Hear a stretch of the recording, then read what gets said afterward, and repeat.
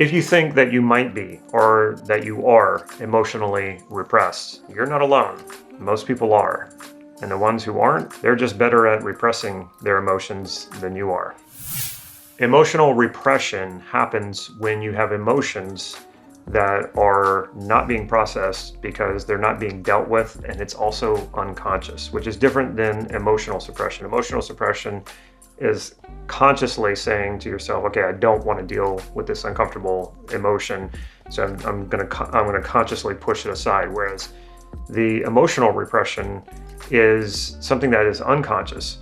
So this is a lot trickier to get at. And so you might be wondering, how do I even know if I am suffering from emotional repression, right? Because if it's all happening unconsciously, that's the really tricky part is, you don't know that it's happening. Now, there are probably plenty of videos and articles that you can read that can tell you what symptoms might occur and then try to trace that back to emotional repression. There's a lot, and pretty much all emotional repression tends to lower the immune system. So that opens you up to possible illnesses. And then there's all the disconnecting emotionally. When you have emotional repression, we tend to disconnect, or we tend to act out emotionally with anger, or could be any range of negative emotions when it seems like it's out of our control, like something triggers us and we just sort of do this thing and you go, and when you're done with it, you're kind of like, well, what just happened there? I didn't even know that was inside of me. Those are all signs of emotional repression. But again, it is tricky to get at this, or to really know if you are indeed emotionally repressed, because it's all happening unconsciously and you cannot really go at this directly. So what I'm going to show you in this video is how we can go about sort of smoking this thing out and healing from it and moving on from it. But before I get into this, if you find yourself liking this video as you watch it, please give it a thumbs up. And if you haven't already, make sure you click that subscribe button right down here. And also, if you're wondering about what I'm giving away for free in this video and you're a little impatient, just check the description right here down below. There will be a link, and yes, I am giving something away for free, and I will talk more about that at the end of this video. First, I want to talk about how I suggest that you not go at emotional repression, or this is how I would recommend that you not try to heal from your repression of emotions. And that is to try to go at this directly and think to yourself, especially, I hear a lot of people say this, well, I'm gonna work on this, and once I've cleared it out, then I'll go after the thing that I want to do, or the goal that I want to achieve, or then I will create the life that I want to live. So in this case, you would basically drop in, when I clear up my emotional repression, then I will go and achieve what it is that I want to achieve. Then I'll be happy. Then I'll go after, and I'll go after creating the life that I want to live. Now, I hear people say this about a lot of things, and I always tell them, no, that's not the way to go about this. This idea that you're going to like purify yourself before you take any action, it's a bad idea. It's especially a bad idea when it comes to emotional repression. So why is that? Well, you will never be done. That's one thing. You will always find that there's more to work on the more you go into this. And so you're basically putting your life on hold, especially your dreams and the life that you want to create for yourself and your goals. You're putting all of that on hold to go and do this really self-absorbed purification of yourself before you can go and live life. And that's just not how life works. And if you do something like that, you could put your life on hold indefinitely. And even though you might feel like your life is on hold, life is still moving on. Life is still carrying on, and you're getting older. It's not a good idea, because this will pretty much last forever. For the rest of your life, you will experience emotional repression. So it's kind of like a witch hunt when you go at it this way. And then it's often more of an excuse not to finally get on with, taking life on and really engaging with life and going after what it is that you want. It's sort of a resistance to getting on board with that. Well, I'm going to go, clear this thing out and then I'll go after it. It does not work that way. The other thing that happens when you try to go at emotional repression directly like this, everything becomes suspect. Every little thing that happens, you stop and go, oh, was that linked to emotional repression? And then, everything becomes suspect in the sense that you become paranoid about everything that you experience and everything that you feel. And that's not going to help you, especially when it comes to emotional repression.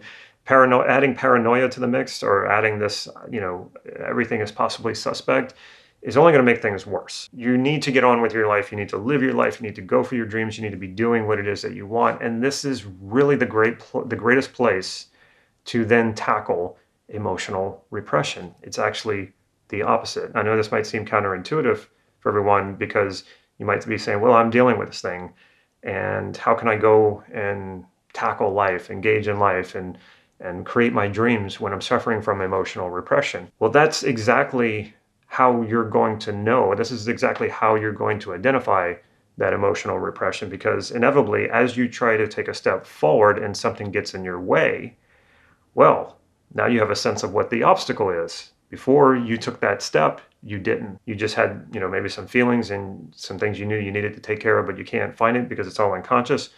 Well, once you feel the barrier, once you feel the obstacle, once you feel the resistance that, as you take that step forward, it says, hold on. Now you have a great place to start. Now you have a sense of where is that resistance? Where is that obstacle? Where is that emotional repression? Since emotional repression is uncomfortable feelings that are not being processed, what does that tell us about what is happening inside of us when it comes to emotional repression? Well, as you try to move forward in your life and you feel a limitation, it often is something that is being repressed, something that has been isolated from yourself, which is still a part of yourself. That's the tricky part. And it's not being processed. So you might have had some extreme embarrassment when you were a child. And a lot of times this repression will happen starting when we're kids. And we experience something very negative like that. And we say to ourselves, I never want to experience this again. And so what is natural is it's natural for us to move away from pain and discomfort and anything that's not pleasurable. When we touch a hot stove, we immediately jerk our hand away because this is a survival mechanism. We don't want to get burned. Well, we often have a very similar reaction to emotional pain. The problem is that the emotional pain is coming from within us, but that doesn't stop us from trying to pull away from it. It doesn't stop us from sort of isolating that part of ourselves, walling it off and trying to say, okay, I don't want to feel that anymore. And so it gives the illusion that we are separate from it. But what happens is we basically are trapping that feeling and not allowing it to process. If you give feelings enough space, they will process. They will sort of dissipate. They will sort of integrate into the rest of you. But you feel this sharp pain, maybe it's embarrassment. You wall off that part of you. You say, I'm never going to do that again. And now you've just cut yourself off from those resources that part of you contains, and you've created a new limitation for yourself. Well, there are certain things I can't do because I don't want to experience this again. And that will start to emerge as all sorts of limiting beliefs about your life, the things you can and cannot do. And because if it wasn't already unconscious when you sort of made this division, this split, it eventually does become unconscious. And so you're, a decade, 2 decades later, and you're finding limitations in your life and you're not sure where they're coming from. Well, they're anchored back into this repressed emotion that basically said, okay, we don't want to feel this again. And so we have a new set of rules and a new set of beliefs about, what I can and cannot do. So as you go to step forward in your life and create what it is that you want or achieve that goal, or you start moving in the direction of achieving that goal and you feel that resistance, what we often refer to as resistance, this is a unique opportunity then to find out what this is about. Now, I won't say it's always about a repressed emotion when that happens, but a lot of times it is.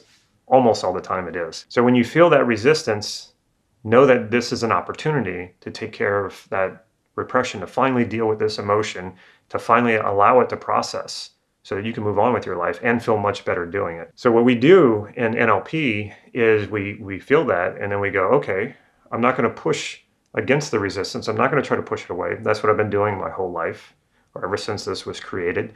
It's not helping me. It's only holding me back. It's only creating limitations and limiting beliefs in my life. So now I'm not going to resist it. I'm going to welcome it. I'm going to invite it to tell me what is it about. Now, this part of you has a positive intent. Most likely it's trying to protect you from this feeling that you've blocked from yourself, this repressed emotion. So it's trying to protect you from that. And you've pushed it away. You've been pushing it away for so long that it's just used to you doing that. When you change and you say, okay, I'm welcoming this part, you will feel the shift right away.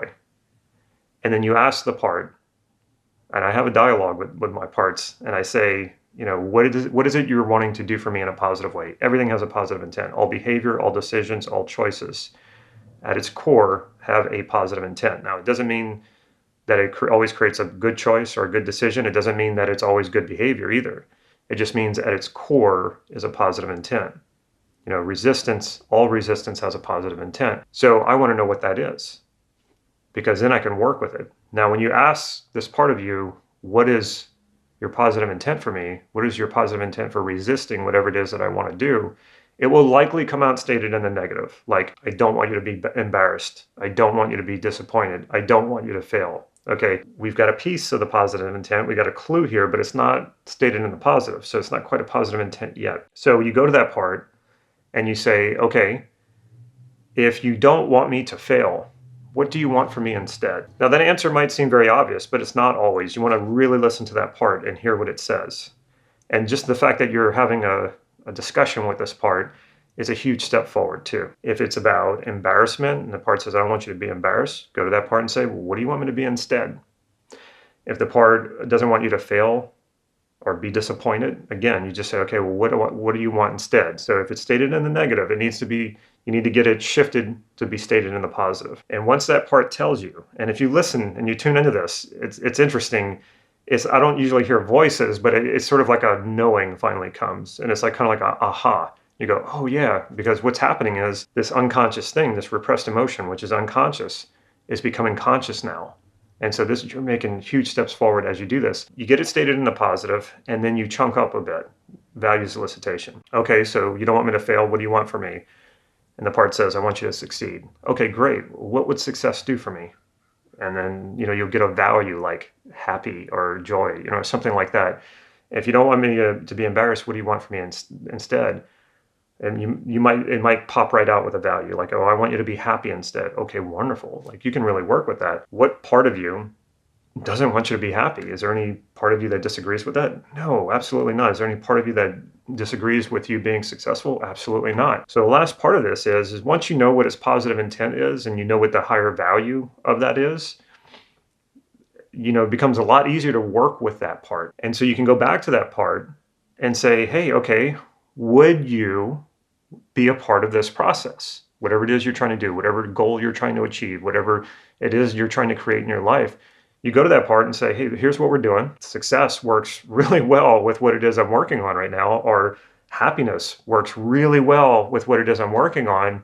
Would you be a part of this process? Would you work with the rest of me to make sure that as we're doing this, that we're doing it successfully, that we're doing it in a way where I stay happy, or we're doing it in a way that, you could even go to some of the negation, but make sure you're always giving a positive solution. Like, can you make sure that, I check in and make sure I don't do things that might embarrass me? So what you're doing is you're inviting this part of you to be integrated into the rest of you. You're inviting this part of you to take a part, to take a role, to take a job with what it is that you're doing and connect it to its positive intent. So it's trying to fulfill that positive intent. All parts of you are trying to fulfill positive intentions. All parts of you are trying to fulfill values. So you're giving this part of you an opportunity to be a part of the rest of the process and to fulfill its intention, to fulfill the value it's trying to bring to you. Well, of course, the part's going to say yes. And so you go to that part and you ask it if it would do that. Sometimes you might get a no. All that means is that it needs more assurance or more reassurances. So you go back to it and you say, okay, well, what would, if it says no, what would I have to do, or what would we have to do here so for you to say yes? What do you need in order to be a part of this process? And you just keep that dialogue going until you make a full negotiation, you get this part on board, and then you check in with yourself now once all that has happened, and you can feel it. Like, and then you think about what it is you're trying to do, the goal you're trying to achieve, or whatever it is you're trying to create in your life. Now that resistance is gone. And now, so that repression, that emotional repression, has finally been dealt with. Now, it might not be fully dealt with in the sense that has the emotion that was trapped and repressed fully processed and fully dissipated. Maybe not. but you've opened things up for it to finally have that space to do that. Now, when I'm working with clients one-on-one and we encounter resistance, I do this exact process. And sometimes whenever I just tell my client to ask the part if it would be willing to work with the rest and be a part of this process of creating a better life or creating whatever goal it is, people will often get very emotional and start crying right there. And it's not a bad thing. It's not a painful thing. It's a reunification thing. It's sort of like a part is finally able to come home after being separated for so long, or like a family member finally coming back to the family after being separated for so long. So a lot of times it'll be very emotional because you're finally reconnecting with this part. But that's a great sign. That is telling you that, yeah, finally the process of healing is finally happening and you can finally move on. All right, so let's summarize all of this. You don't want to try to go at emotional repression directly is the main point. So you don't want to go at it directly. You need to understand that emotional repression means that an emotion has gone unconscious, therefore it hasn't processed. It's probably creating a lot of negative effects in your life. But instead of trying to hunt down each negative effect, get focused on what it is that you want to create in your life. Get focused on a goal. Get focused on whatever it is that you want to do to make your life better. And then as you do that and you feel some resistance, then you go to that part that's resisting, you welcome it, you get to know it, you find out what it's trying to do for you, and you integrate that. The main thing here is to make this part conscious so that you can work with it. That's pretty much what NLP is all about. It's about making all these unconscious processes, all these unconscious programs conscious again so that we can have choice about them and we can change them to make it work for us. And always, a good process is always about integration. It's always about bringing parts of you together. It's always about bringing a sort of consciousness, awareness to these parts so that they can be healed, so that they can be resolved, so that they can integrate. The more we integrate ourselves, the more we stop thinking of ourselves as parts pulling us in different directions or wanting different things, the more we unify ourselves and dissolve internal conflicts, the happier we are, the more fulfilled we are. And then we go at our goals and everything that it is that we want to create on firing on all cylinders, one whole unified person with unified attention, not being diverted in different directions, going toward what it is you want. And so when you finally start to heal this emotional repression, you will feel not only better about yourself, but then you will have much more bandwidth, much more energy, much more focus to go after what it is that you want and create it. Now, if you want to take this further and you want to learn how to do a really solid values elicitation, which is one of the most important things you can ever do for your life. The more clear you are about what it is you want and the more clear you are about how the experiences that you're looking to fulfill for yourself, because that's what a value really is. A value is, it's a generalization about an experience that's important to you. And that's pretty much what drives our every choice or every decision. And the cool thing is, the great thing is to understand that even your resistance is rooted in a value that wants to be fulfilled. That's what we call positive intention. And so when you can elicit that and understand it, then you can fulfill it. So knowing your values makes it possible for you to fulfill them. Not only that, it gives you endless strategies to fulfill them. Because if you're only focused on a goal and you don't understand what the value or values are that you're trying to fulfill, then you're kind of just stuck with that one goal. You're stuck with that one strategy. But when you focus on your values, then goals are put in their proper perspective and strategies are then put in their proper perspective. And that makes it so much easier. You're looking at the vision rather than just at the goal. And then that makes the steps to fulfilling it so much easier and so much clearer. So in the description below, you will see there's a link. Click on that link and you'll get a free PDF on how to elicit your values. If you like this video, make sure you give it a thumbs up. And if you haven't already, make sure you click that subscribe button and the bell so you'll be notified when I put new videos out, which tends to be every Wednesday and every Saturday. Last but not least, if you can think of a friend or a family member who would benefit from watching this video, make sure you share it with them. Take care.